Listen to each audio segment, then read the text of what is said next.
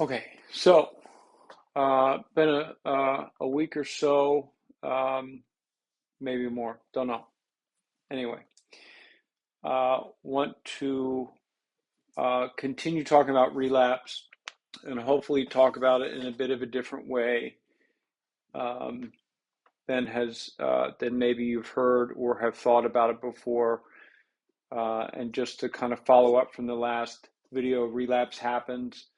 Not at all uncommon. Doesn't have to happen, but it does. And relapse is a process, not an event. Relapse is the behaviors that lead up to taking a drink or really any of the problematic behavior you're looking to extinguish. And kind of returning to that behavior is just the return to the active addiction or use of the behavior. That's not the relapse. The relapse is what happens prior to that. So, um, what I want to do um, is take a look at this what's it's stages of change from the trans theoretical model from DeCarlo. Oh Lord, um, DeCarlo. It's really a D with a lot of vowels. DiClemente, so close. Carlo, that was it. Carlo DiClemente, University of Maryland, in the 70s, and then Prochaska. Certainly not saying that right. Uh, but so they did this really this incredible um, work, and they came up with these stages of change that have I think are well known, but I don't know how well understood they are. And certainly in the context of relapse, I don't know how well understood they are. So the I think that the kind of the best way to talk about them is if you recall, this is a relapse waterfall. If you don't get it, um, don't worry, not important for now. So if you think about kind of these two words, you think about um, contemplation,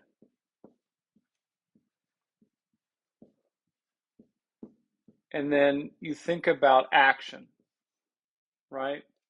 And so we can all relate that we're contemplating action. I'm thinking about doing something, and this could be anything. I'm thinking about mowing the lawn. I'm thinking about opening a checking account. I'm thinking about going to the store. This is just part of human behavior. I'm contemplating action. I'm thinking about doing something. And then we just have these two uh, periods of preparation, right? And so prior to the contemplation period, we have what's just called pre-contemplation, right? And I'm not going to write it all out; you'll get it. So in contemplation is when I'm kind of thinking of, all right, maybe there is an issue, and then so if we take a step back, pre-contemplation, I'm thinking there's probably not an issue. I'm probably fine. And so you see how these stages progress. So not an issue, maybe there's an issue. And then prior to action, there's pre-action. No, not a word. Preparation, right? Prep, oof, huh, preparation. Preparation is how it's spelled. Oration. Catholic school, thank you. Preparation, and then action, and then we have maintenance. Okay, so we take action, and then we maintain, right? Um, and so the the way so we go down this process, and a couple things that are important here is that we can often view this as someone being unmotivated or not ready. And that's not what this is at all. Um, these stages of change are important in order for change to occur. it's vital that someone goes through the process in order for change to be meaningful.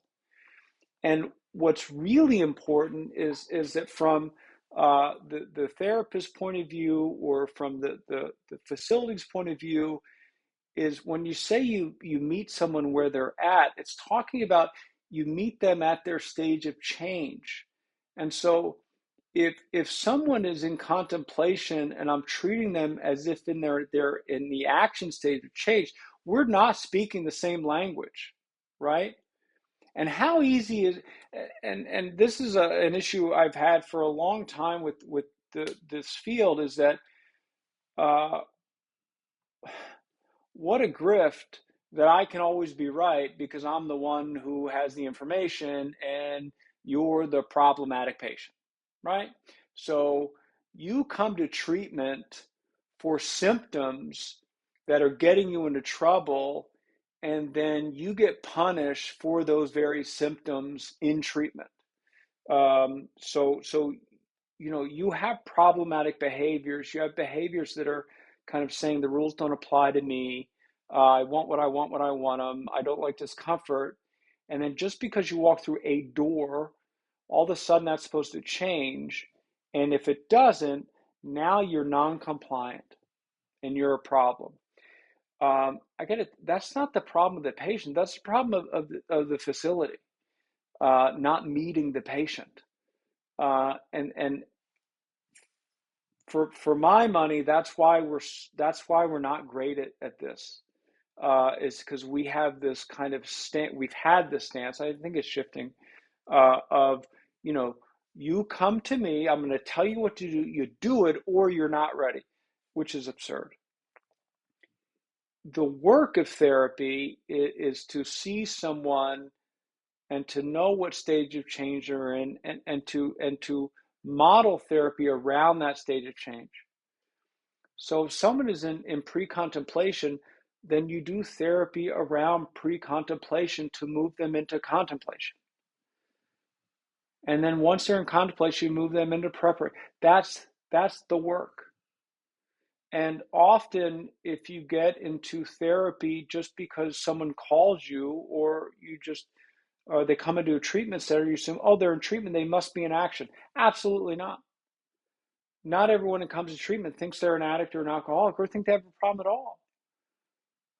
And so this is where we get in trouble. And this is where the patient gets falsely accused of being a problem. They're not the problem. The problem is they came for help and the help isn't there for them. Not when they need it. Not when they need it. It's a different stage.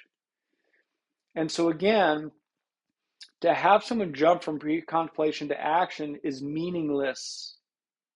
What you'll get is someone who parrots vernacular with nothing behind it. You'll get a perfect patient with a bad outcome. You'll get the best patient who gives the best graduation speech who relapses on the way home. Because nothing was real, nothing was there. All they did is said what you wanted them to say and did what, because we are wonderful chameleons. When I came into recovery, I learned right away what it meant to sound like a sober person.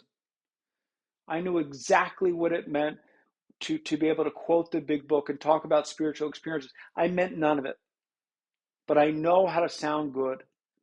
It's something I've always known. I've always known that if you can look good, then that goes a long way. And so that can come into recovery as well. And so I got a little bit off there. My apologies. Back to relapse. So what relapse really is, with the stages change, with the trans-theoretical model, is that I've gone through these stages, right? I've gone through the pre-contemplation, contemplation, preparation, action. So I said I don't have a problem. I might have a problem. Okay, I'm getting ready to deal with my problem. I'm dealing with my problem. Okay, I'm in recovery from my problem, right? And so I'm in recovery. And then relapse is actually working my way back through these stages of change, right? So I am actually going back from, okay, I'm no longer maintaining my recovery, okay? I'm no longer taking action.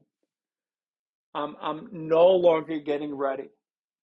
I start thinking, well, maybe I don't have a problem, and then I think I don't have a problem. That's relapse. In the truest sense of the term, that's what relapse is. So you see, it's not all created equal. So we call relapse relapse, but picking up because of stressors, because of death, because of all this thing, and then truly going through this process, they can be very different things. So uh, when people say, "What do you do in case of relapse?" The answers are very different because they're not created equal, right? I don't like the word slip. I don't, but we don't have great language for any of it. Um, but part of the problem is we judge this by this pass fail, and that's a nonsense approach, and then the ego gets involved with this date and this time. But anyway, what I think matters here is the difference between, have I moved from the action maintenance stage of change in my recovery, or have I stayed there but I picked up some substance or some behavior? Two very different things requiring very different interventions. Now, here's the rub. Here's what you have to be careful, and this is why we need other people in our lives. The illness will convince you they're the same.